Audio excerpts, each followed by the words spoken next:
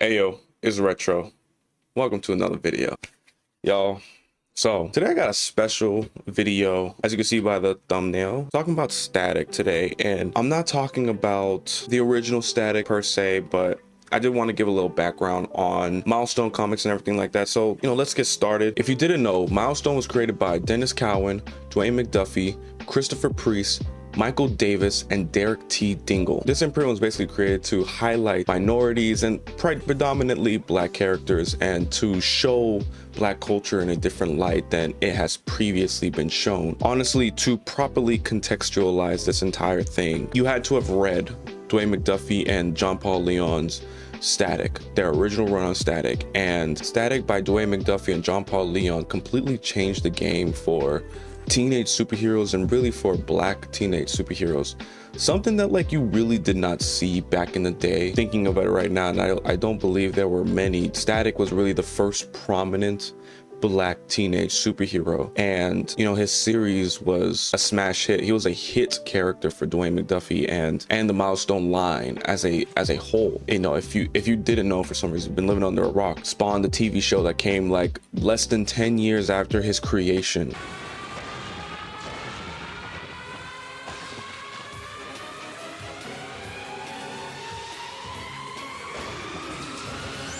Static is a huge character, like genuinely one of the most important young superheroes to have ever been created. Milestone would run for about 10 years, starting in the early 90s and ending in the late 90s. And unfortunately, it would dissolve. The line would dissolve for many reasons that not really going into today. That's not really what this video is about. But unfortunately, we wouldn't really get a new Milestone comic until Static: Rebirth of the Cool by Dwayne McDuffie and John Paul Leon. Yes, two legends come back to write their hit character again, and this is following or around the time the Static Shock cartoon is running, and the book is even called Static Shock: Rebirth of the Cool, kind of going hand in hand with the show. And you also get to see the Static Shock costume in the comic as well, which is just very dope to see. The Static Shock: Rebirth of the Cool is a phenomenal comic book, and if you haven't read, if you're a fan of Static Shock and you have not read that, you absolutely should. It gives you a glimpse in the past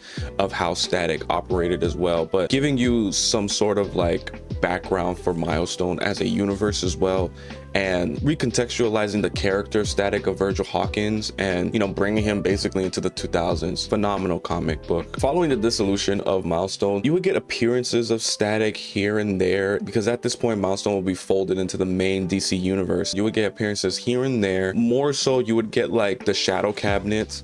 If you don't know, that was kind of the big team in Milestone. You would see the Shadow Cabinet in Dwayne McDuffie's Justice League of America run, which amazing Justice League run. Very underrated, cut very short. It's very unfortunate what happened to that series, but what Dwayne McDuffie was able to do within that time, amazing. And I can only imagine how it would have been received if he got to properly end it the way he wanted to. Static would show up in Teen Titans, a couple Teen Titans comics. This was following Final Crisis, where he would join the Teen Titans team, and if it wasn't for New 52, he would have been on the Young Justice squad as well. There was going to be a new Young Justice following that Teen Titans run that was ending after Final Crisis. He would have been a part of it. Now, following the New 52, you would get another Static Shock comic. This was written by Scott McDaniel and John Rosen. This is an 8-issue run. I'm pretty sure it got canceled after that, but I just think the sales weren't there, and I think a lot of people were just like, this isn't the Static that we recognize. Now, that would basically be the last of any Milestone character. That would be the last that we see of any Milestone character. You would get to see Static and Raquel Irvin, aka Rocket, in the Young Justice TV show. I believe it was season 2 and season 3. But outside of that, and in the comics, you would see basically none of the Milestone characters whatsoever. And then 2020 came around. DC was doing their fandom little thing, basically showcasing what the future of their line was going to look like, what the future of their movies even was going to look like. This was, if you had to be around for this time, this was during COVID, where studios weren't going to cons anymore, anything like that. Cons weren't even running.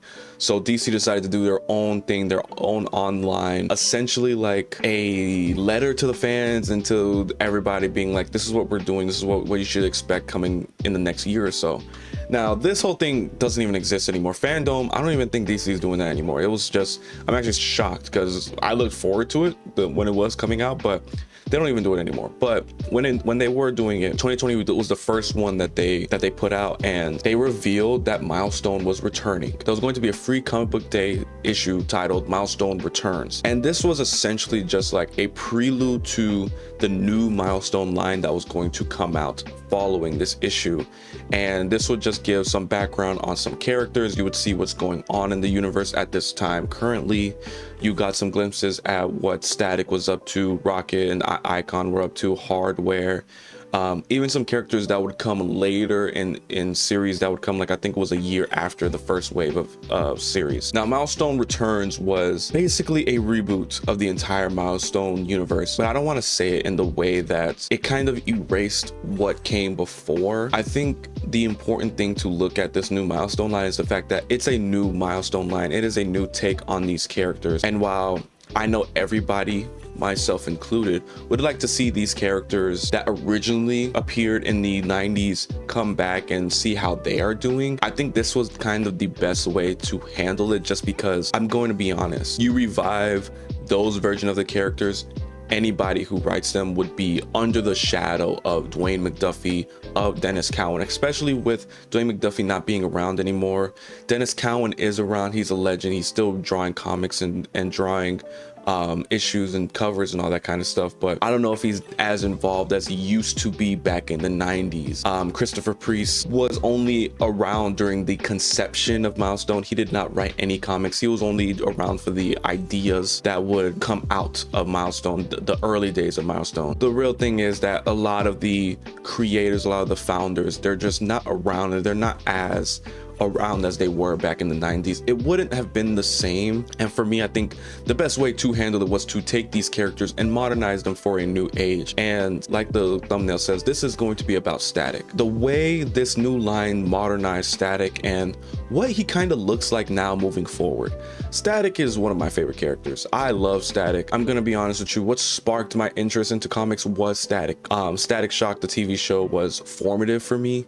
It was very much like what shaped me into what I would like in comics. That young teenage superhero style, especially a cocky one who was quipping all the time. Like, obviously, like, I love a young superhero who was quipping. Like, that's my bread and butter.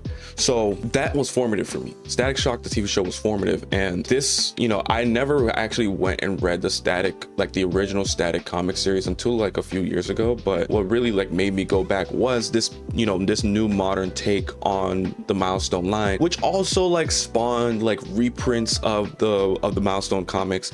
Not completely. We got like a compendium of Milestone comics, which was just like a giant volume of all of the issues that came out in the line. And I think there are like 3 or 4 volumes of this that's come out at the time of this recording. Also, we also got an announcement for a DC Finest Static issue, which is huge, and I hope that means that there's going to be more. This revival of Milestone, at the time, I was really happy, because like I said, you had the Milestone compendium. This meant that we were just going to get more Milestone comics being reprinted, and we were going to get more of these characters to be shown in comics. This also led to DC Universe Infinite, which is DC's like subscription like comic book app, where you're able to go on the app, subscribe, and you'd be able to read a bunch of comics digitally through DC directly. This allowed for them to upload the old Milestone comics issue to issue. So you end up getting, every month they would upload like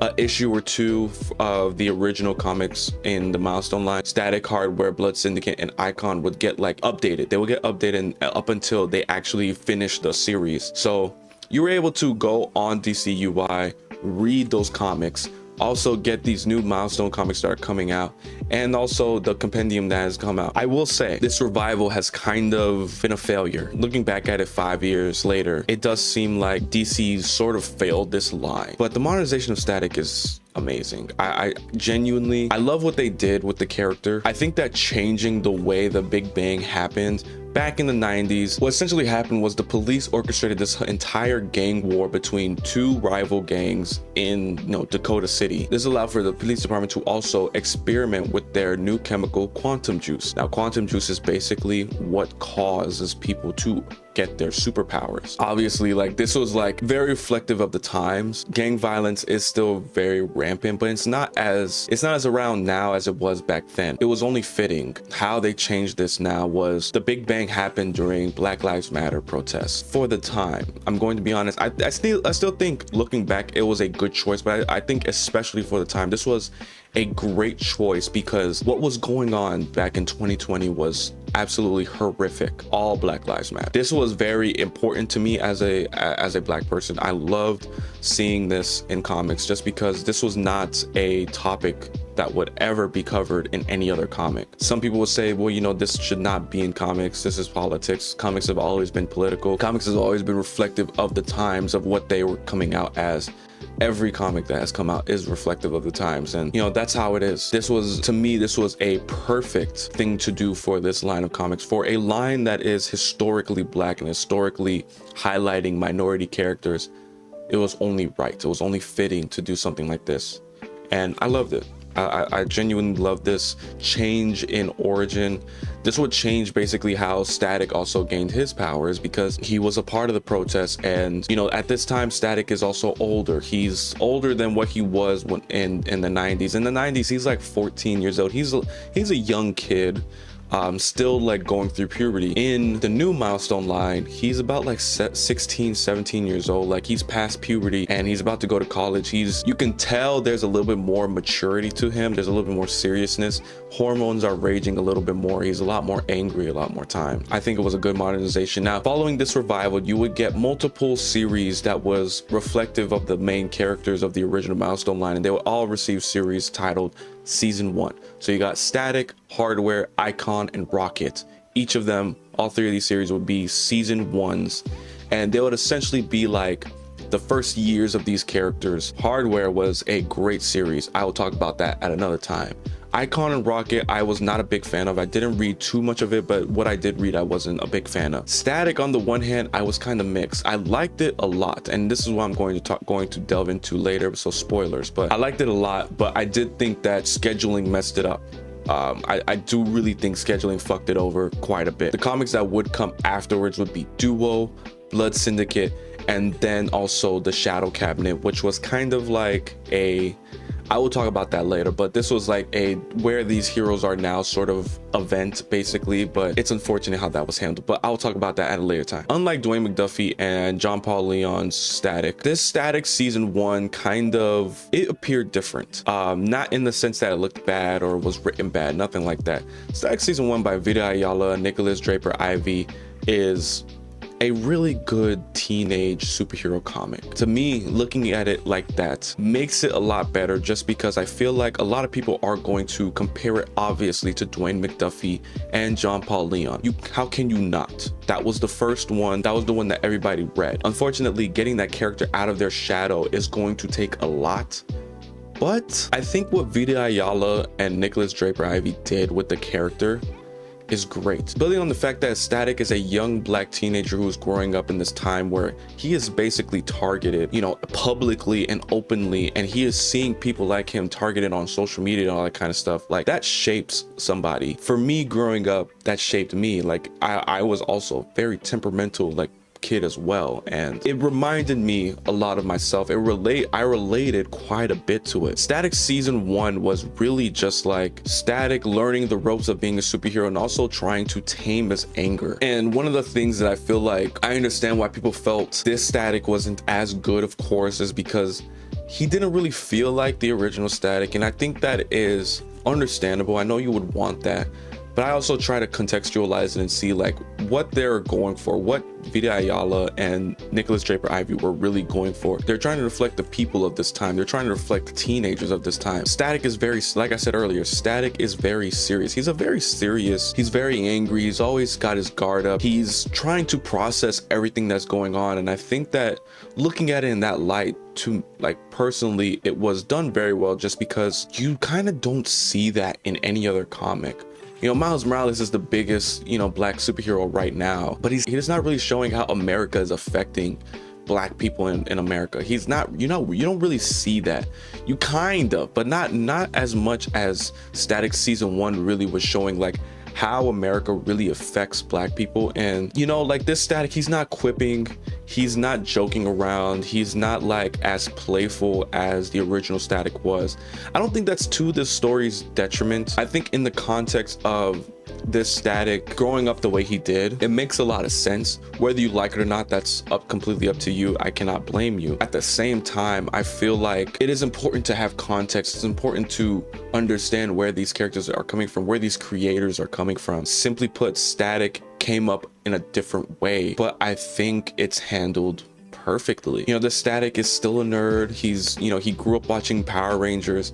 He loves anime, loves manga. Like he is literally what a teenager looks like right now. And I think that's very important. I think that's very important to contextualize and to show, because Milestone was showing what these people would look like back then, at that time that they were coming out. Back in the 90s, yes, Static looked like that. At that time, he looked like that. He was quippy, he was playing D&D, he was writing comics. That's what people did back then when they were kids. They wanted to be comic writers because of how popular comics were. Now, like, you're going to see a completely different, you know, child. You're gonna see a completely different superhero, and I think it's very important to showcase that. I wish he did quip a lot more in this series, but I don't think that makes the series worse. Now, Static's inclusion in this new Milestone universe really shows the more street level, intimate, like, effects of the quantum juice of the Big Bang that happened. It's showcasing how this affected not just students, but also like just like regular folk, regular people all around, people that like Static would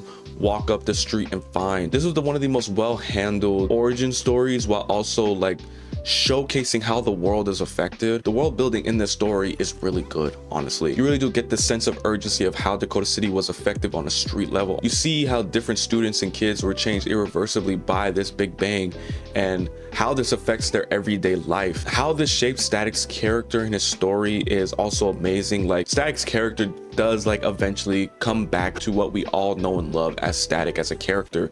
You do get to see him become more comfortable as a superhero. You do get to see how he controls his anger a lot more. Static becomes a little bit more balanced at the end of the series, and I think Draper Ivy's art is very good. This was his first official comic book, and the interiors, at sometimes you can see that it is very rough. His covers are sublime. Like, he kills it on the covers, and you can tell that there were some issues at the time. Like, he was very vocal about the issues that he was running into with making sure that like the character looked the way he wanted it to look. He eventually got it figured out in Shadows of Dakota, and he co-wrote that series as well. That one is a little bit more polished. The story in there is a lot better. For season 1, you can tell it is a season 1, and I think for what it's going for, it's really good. But I will say, like, one of my biggest gripes with this series is the fact that like it felt like it should have came out as a complete collection already. It shouldn't have came out monthly, because as it was coming out, there were delays. And I can understand why DC was trying to go for that. They wanted to preserve like the creative teams, but at the same time, you also had a different artist take over during, I think it was like issue 3 or 4 of Static. So it's like, are you trying to make this feel more prestigious, or are you just fumbling the production time for this comic? This new Milestone revival was a mess. I'm going to be quite honest. For what it was, I did love it. I was a huge fan of the books coming out, and I wanted them to work. Like, I really did want them to work. I'm a big fan of the Milestone universe, and I only want for these characters to be successful, but the way DC handled it was very poorly. There should not have been delays. I'm gonna be quite honest. Give these creative teams time to produce this comic. There should be no reason that a miniseries, a 6-issue series, is getting delays. That shouldn't happen. Now, like I said earlier, there would be, you know, Shadows of Dakota, which is basically a season 2 of Static. Following the first runs of each of these titles, you would get season 2s. I think Static was the only one to really get a proper sequel. Icon and Rocket and Hardware kind of got their own sort of like crossover title, which was Icon versus Hardware, Hardware versus Icon, something like that. That was like a little crossover sequel, but they didn't each get their own season 2s. Static was the only one that sold well enough to get its own like sequel, but since then it's been 3 years and nothing since, which is unfortunate because I really like Shadows of Dakota. I feel like Vida Ayala and Nick Draper Ivy really came into their own in Shadows of Dakota as far as writing this character. But yeah, it's unfortunate. I was a big fan of Static season 1.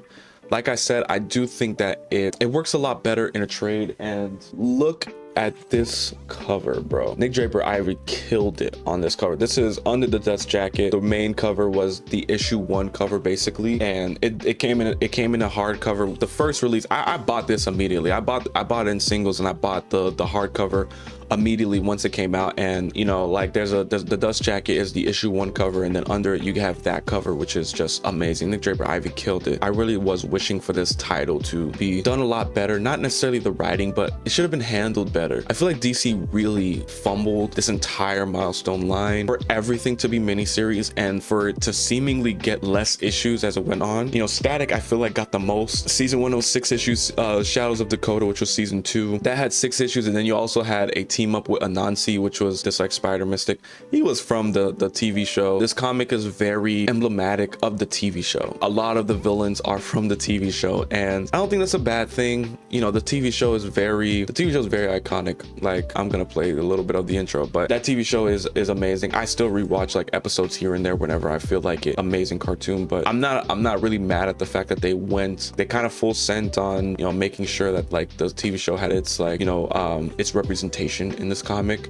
I don't think that's a bad idea. You know, those characters are very recognizable. It would be hard not to include those characters. I'm gonna be quite honest with you. Static is one of my favorite characters, like I said at the beginning of this video, and he is a character that I have not talked about. A lot of it is because like he hasn't had much. If he had a series right now, I would have talked about it, but I was just like going back and I was like, I never talked about quite literally the most important comic book character in my life. The most important superhero in my life. The first superhero thing that I watched was Static Shock. It's unfortunate, but I did want to cover like how this whole thing like transpired, how this whole like Milestone revival happened. I hope I did it justice. I am a big fan of Static. I love this character. I hope I steered you to read this comic because I feel like it's a really good comic. It's a really good like modern teenage superhero comic. The origin is great. The art is, especially once Nick Draper Ivy gets like into his bag, the art is phenomenal. I love the new suit, and I even love like the little makeshift suit that he had.